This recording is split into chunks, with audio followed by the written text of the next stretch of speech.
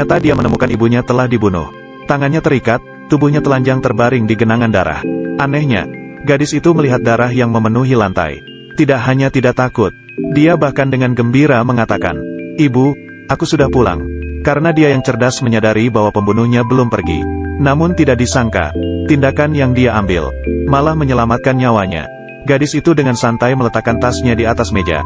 Dia sibuk mengasah pensilnya. Pembunuh itu meneteskan 3 tetes darah di bukunya. Ingin melihat reaksi gadis itu. Hasilnya, dia tidak hanya tidak panik, malah dengan santai dia mulai menyanyi. Pembunuh itu masih tidak menyerah. Kemudian dia menelpon ke rumah mereka lagi. Gadis itu masih tetap tenang. Sambil berteriak, "Ibu, cepat angkat teleponnya." Tersangka melihatnya tanpa reaksi yang mencurigakan. Maka dia menganggap gadis itu masih kecil, tidak tahu apa itu hidup dan mati. Maka dia memutuskan untuk membiarkannya pergi. Namun yang tidak dia tahu adalah, dia baru saja pergi, gadis itu langsung menangis. Dia sangat sedih melihat mayat ibunya. Siapa bilang usia muda tidak tahu apa itu hidup dan mati. Setelah dia melaporkan ke polisi, polisi terkejut dengan adegan yang kejam ini. Perut ibu gadis itu digorok oleh tersangka. Lidahnya juga dipotong. Sungguh tidak tahu bagaimana gadis itu bisa begitu tenang. Namun yang menyedihkan adalah, karena tidak ada sidik jari yang ditemukan di tempat kejadian, barang-barang ibu menjadi bukti yang tidak jelas. Namun yang tidak terduga adalah, gadis kecil yang baru berusia 6 tahun ini, keinginannya untuk membalas dendam kepada ibunya begitu kuat, sehingga dia mempersiapkan selama 20 tahun penuh. Selama bertahun-tahun, dia terus mempelajari psikologi kriminal. Kemudian dia masuk ke akademi kepolisian. Bahkan dia masuk ke tim penyelidikan kejahatan serius. Pada usia muda, dia telah menjadi pemimpin yang cemerlang dalam kepolisian. Namun sayangnya, kasus itu tidak pernah memiliki petunjuk apapun tentang ibunya. Karena pelaku tidak pernah tertangkap, dia tidak pernah melakukan kejahatan serupa lagi. Ditambah lagi, detail dari tahun itu tidak cukup banyak. Tidak ada titik awal yang jelas. Apakah ibunya benar-benar tidak akan mendapatkan keadilan? Namun pada saat itu, tiba-tiba muncul kasus yang serupa dengan tahun itu. Pelaku membunuh korban dengan kejam.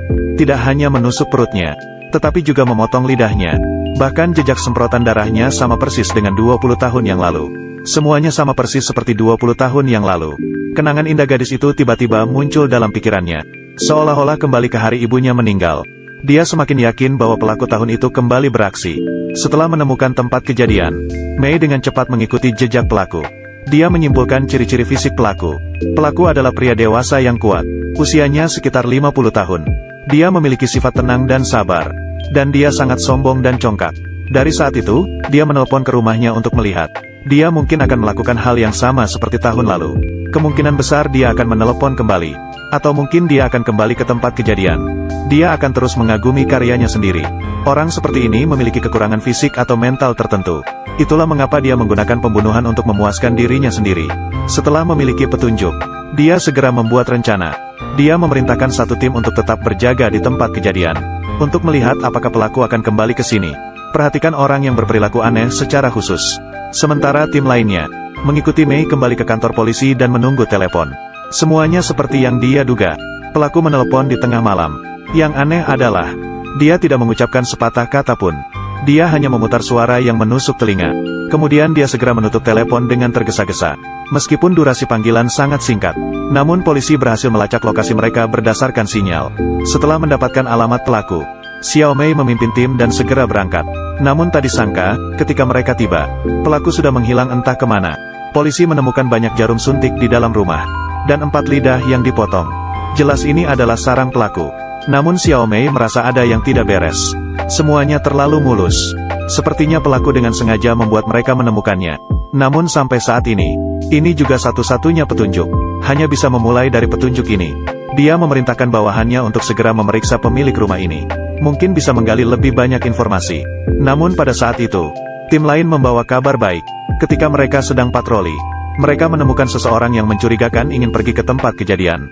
Dan yang lebih kebetulan adalah, orang ini adalah pemilik rumah kayu kecil. Tanda-tanda menunjukkan, dia adalah pembunuh. Tapi tidak terduga. Setelah Xiao Mei melihat pembunuh yang disebutkan, dia langsung menyangkal. Karena orang itu adalah seorang pemuda berusia sekitar 20 tahun. Dan dia juga memiliki kekurangan kecerdasan. Dia baru saja lahir beberapa tahun yang lalu. Bagaimana mungkin dia melakukan sesuatu? Dia pasti bukan pembunuh. Tapi mengapa orang ini berkeliaran di sekitar sini? Dan di rumahnya ada 4 lidah dan alat-alat pembuatan. Jika dugaan tidak salah, pasti ada orang yang mengendalikan pemuda itu. Dan mungkin dia adalah kambing hitam yang dilemparkan oleh pembunuh. Tapi yang aneh adalah, ketika Mei menanyainya mengapa dia ada di tempat kejadian, pemuda itu sama sekali tidak memberikan penjelasan. Dia langsung memberitahu polisi. Dia adalah orang yang dia bunuh. Karena dia suka makan lidah sapi. Jadi dia mengumpulkan lidah manusia. Tentu saja Mei tahu dia sedang berbohong. Tapi mengapa dia melindungi pembunuh? Entah itu karena terpaksa atau tidak ada pilihan. Atau mungkin dia ingin melindungi pembunuh.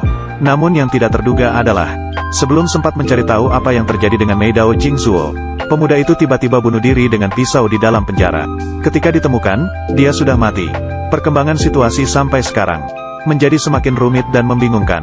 Apa daya tarik sebenarnya dari pembunuh ini?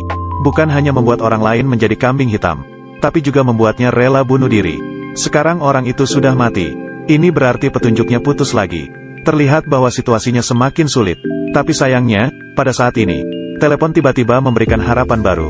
Bawahannya mengatakan, baru saja menemukan seorang gadis di depan kantor polisi. Menemukan foto dan telepon Mei Dao di tubuhnya. Tapi yang aneh adalah, gadis itu tampak takut pada orang. Sekarang dia sudah dibawa ke rumah sakit. Setelah mendengar berita ini, Mei Dao segera datang. Melihat penampilan gadis itu, dia yakin sekali, dia sendiri tidak mengenal orang ini. Tapi mengapa gadis itu memiliki foto dirinya sendiri? Dia baru saja ingin bertanya, namun lawannya seperti burung yang ketakutan. Langsung bersembunyi di bawah tempat tidur dan tidak keluar. Dan kata-kata dokter semakin membingungkan Mei. Dia mengatakan bahwa Wei Wei sepertinya telah dipenjara selama bertahun-tahun. Tidak pernah keluar. Sekarang sangat sensitif terhadap dunia luar. Mei sangat bingung. Apa yang terjadi? Penahanan ditambah dengan foto dirinya sendiri. Tidak mungkin terkait dengan pembunuh. Dia melihat foto itu. Tiba-tiba ada pencerahan. Seperti menemukan sesuatu. Maka dia segera kembali ke rumah dengan terburu-buru. Membandingkan sudut pengambilan gambar di foto. Sepertinya saat dia berdiri di depan jendela, diambil secara sembunyi-sembunyi oleh seseorang. Siapa yang bisa itu? Saat dia meragukannya, sebuah panggilan telepon asing masuk. Sebelum Mei bisa bicara, orang di seberang dengan cepat mengejek. Kamu benar-benar bodoh. Sudah begitu lama melewati meja ini. Kamu belum menemukan saya. Dan kamu masih pemimpin tim detektif ini. Terdengar lucu jika dikatakan. Xiao Mei menyadari, orang ini adalah pembunuh. Dia baru saja ingin mengubah lokasi telepon. Namun dia menemukan kode yang acak. Pada saat itu, pembunuh mengatakan lagi, Wei Mei adalah hati kecil yang saya rawat selama 15 tahun. Kamu harus merawatnya dengan baik. Kalau tidak, aku akan memperlakukanmu seperti ibumu. Sebelum Xiao Mei sempat menjawab, pihak lain langsung menutup telepon. Tampaknya Wei Mei sengaja dilepaskan oleh pembunuh untuk menantang dirinya sendiri. Jika kita mulai dari identitasnya, kita bisa menemukan petunjuk. Namun yang aneh adalah, polisi telah melakukan penyelidikan yang lama. Tidak ada petunjuk apapun tentang Wei Mei. Xiao Mei menduga, pasti latar belakangnya tidak dapat dilacak. Pembunuh baru melepaskannya. Dia juga mengatakannya melalui telepon. Menjaga Wei Mei selama 15 tahun. Maka Xiao Mei memutuskan mencari petunjuk dari gadis hilang selama 15 tahun terakhir. Dia pertama-tama menyiapkan Wei Mei dengan baik. Kemudian dia pergi bersama rekan kerjanya untuk menyelidiki. Namun yang tidak terduga adalah, baru saja pergi sejauh itu, dia menerima telepon. Ini dari pembunuh. Dia sangat marah.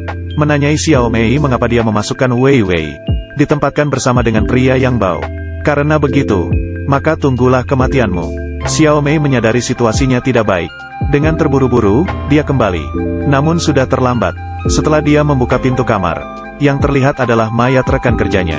Dia sangat marah. Dia tahu pembunuh pasti belum pergi jauh. Maka dia segera mengejar. Namun dia tidak tahu bahwa orang itu sedang menunggunya di tangga saat itu. Melihat Xiao Mei datang, maka dia menekannya ke pintu kaca. Pembunuh mengayunkan pisau tanpa henti. Dia berkata dengan bangga, aku melihatmu tumbuh sejak kecil. Sudah 20 tahun. Kamu masih tidak bisa mencari tahu siapa aku. Apakah kamu agak lambat? Jika begitu, Paman akan menghukummu. Setelah berkata, dia langsung memotong tenggorokan Xiao Mei. Lalu dia berbalik dan pergi. Untungnya, Xiao Mei ditemukan tepat waktu. Dibawa ke rumah sakit. Luka yang ditusuk oleh pembunuh tidak terlalu dalam. Hanya lapisan kulit. Jelas sekali dia tidak berniat membunuh Xiao Mei. Namun dari kejadian ini, dia juga mungkin telah menemukan petunjuk. Mengapa pembunuh tahu dia akan pergi ke tempat tertentu? Bahkan tahu dia meninggalkan Wei Wei di tempat kerja. Hanya orang dalam kepolisian yang tahu hal ini. Sepertinya pembunuh adalah orang dalam. Setelah analisis yang teliti, cepat mencurigai orang yang mengasuh Mei. Karena pembunuh mengaku sebagai paman Mei. Setelah ibu Xiao Mei meninggal, ada banyak orang baik di masyarakat yang memberikan bantuan kepadanya. Meskipun tidak pernah bertemu, Namun saat menulis surat, Xiao Mei juga akan memanggil mereka paman. Ketika sampai di sini, dia tiba-tiba teringat seseorang.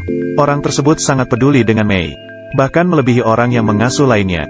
Setelah mengunci tersangka dengan baik, mereka melacak alamat dari surat, menemukan orang yang mengasuh tersebut.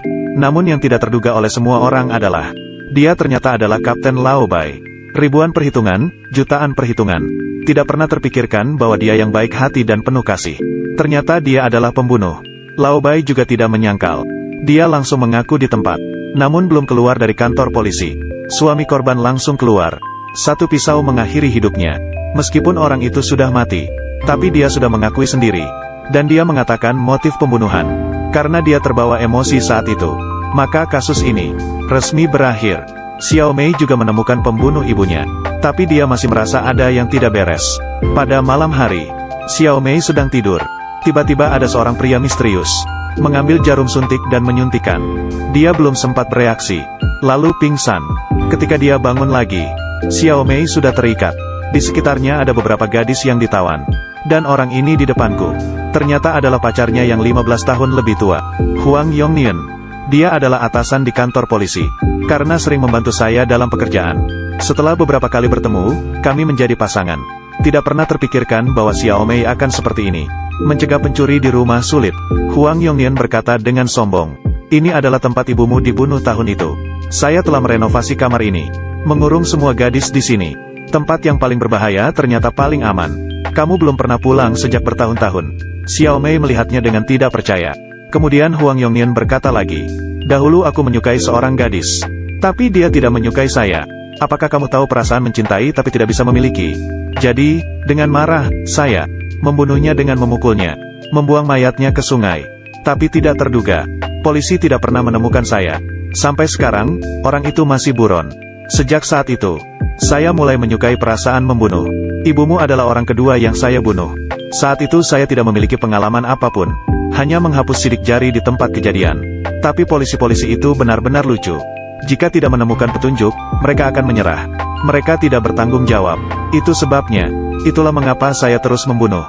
Selama beberapa tahun berikutnya, sia-sia, polisi sendiri, dan anak laki-laki yang sudah bunuh diri.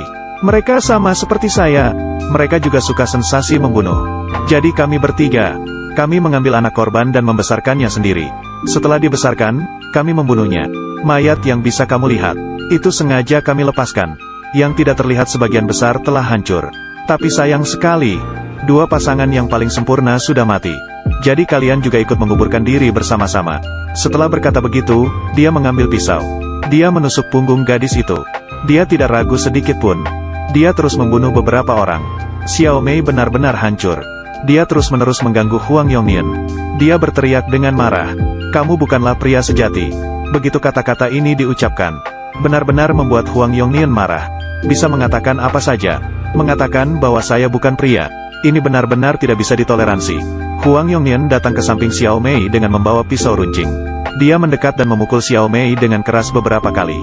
Saat dia bersiap untuk membunuhnya, gadis yang ditikam dengan pisau, tiba-tiba diserang dari belakang. Menusuk pinggang Huang Yongnian dengan pena tajam. Memanfaatkan kesempatan ini, Xiao Mei segera memotong tali. Kemudian ambil pistol di tanah. Menembak beberapa kali ke arah Huang Yongnian. Akhirnya, masalah ini diselesaikan dengan tuntas. Namun sayangnya, semua gadis itu mati.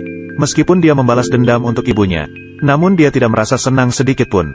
Hanya menyesali bahwa dia tidak bisa menangkap pembunuh lebih awal. Menyebabkan kematian begitu banyak orang. Dia jongkok di sudut dinding dan mulai menangis. Mungkin dia menangis karena merasa lemah. Bahkan menyukai pembunuh ibunya selama bertahun-tahun. Film ini berakhir di sini.